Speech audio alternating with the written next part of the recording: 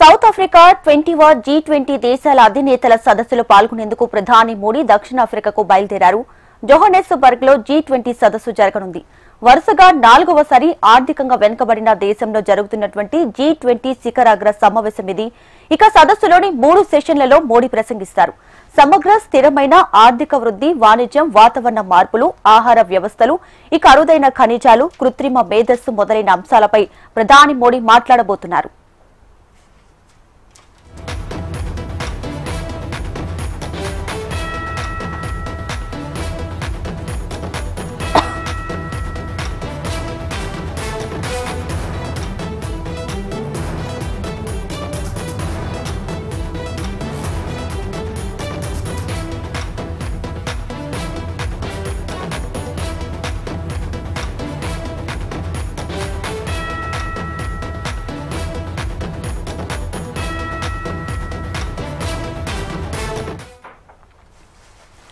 రైట్గా south Africa 20వ G20 దేశాల అధినేతల సదస్సులో ప్రధాని నరేంద్ర మోడీ పాల్గొనేందుకు దక్షిణాఫ్రికాకు బయలుదేరారు.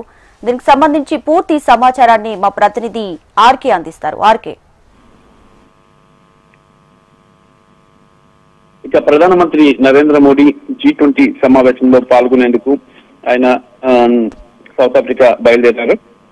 మరి ఈ రెండు దేశాల మధ్య G20 దేశాల మధ్య ఒప్పందాలు, అలాగే ఇటీవల జరిగినటువంటి మావోయిస్టుల దాడి అంశం, టెర్రరిస్టుల ఉగ్రవాదం అంశం కూడా ఇక్కడ ప్రధానంగా చర్చకు వచ్చే అవకాశం అయితే కనిపిస్తుంది.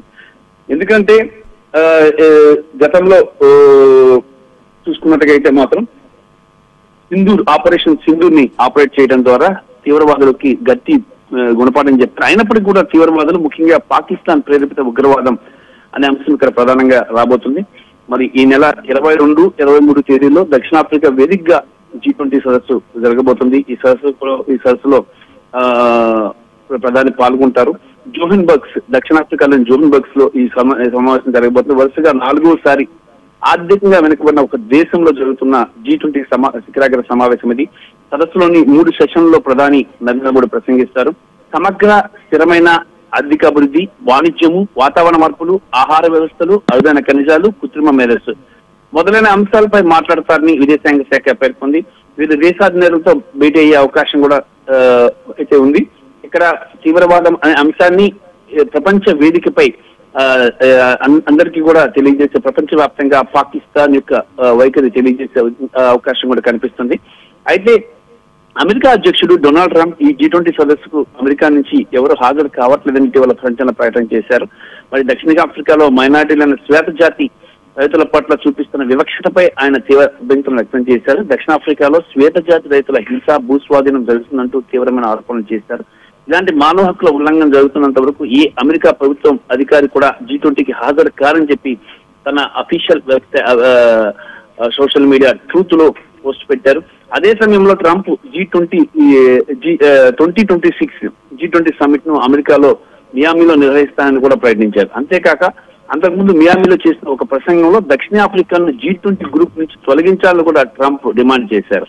అయితే జోహన్బర్గ్ లో జరుగుతున్న ఈ G20 సమ్మిట్ కు యుఎస్ దూరంగా ఉండటంపై అంతర్జాతీయ వేదికపై గణనీయ ప్రభావం చూపుతుందని దక్షిణాఫ్రికా హై కమిషనర్ అనిల్ శుక్లా అన్నారు.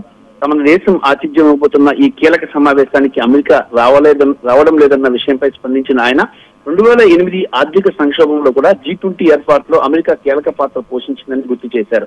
ప్రపంచంలో అత్యంత శక్తివంతమైన దేశం అమెరికా, అతిపెద్ద ఆర్థిక వ్యవస్థ 2008 గ్లోబల్ ఫైనాన్షియల్ క్రైసిస్ సమయంలో మొదటి G20 సమావేశాన్ని వాషింగ్టన్ లో నిర్వహించడంలో అమెరికా ప్రధాన శక్తిగా వ్యవహరించింది.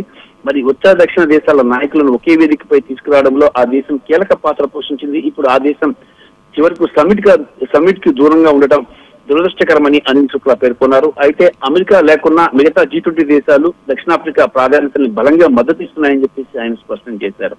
ఇక G20 ఏ ఒక్క దేశంపై ఆధారపడే వేదిక కాదు, దానికి సొంత శక్తి, సొంత ప్రయోజనం ఏర్పడింది. అమెరికా హాజరు కాకపోయినా కూడా G20 ఒక శక్తివంతమైన అంతర్జాతీయ వేదికను కొనసాగనుంచి ఆయన పేర్కొనడం విశేషం. Right RK, thanks for the latest updates.